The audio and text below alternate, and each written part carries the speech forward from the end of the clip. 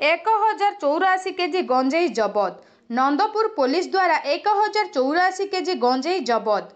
जोलापुर सुमरीरू taller जोगे चालाण हेउथुबा खबर पाई Nandpur SI बेड़बर Sahu नेतृत्व में नंदपुर पुलिस ब्लॉक सामने ट्रलर गाड़ी को अटकाई थिले। ट्रलर चालक पुलिस को देखि गाड़ी छाड़ी खसी पड़ाई सूचना मिली। गाड़ी जबत होइथिबा विपुल परिमाणर गंजेई मजिस्ट्रेट नंदपुर अतिरिक्त तहसीलदार माधव पांगी उपस्थिति रे ओजन करा जायछि। जबत होइथिबा गंजेई कोटी टंकार बोली अनुमान करा जायछि।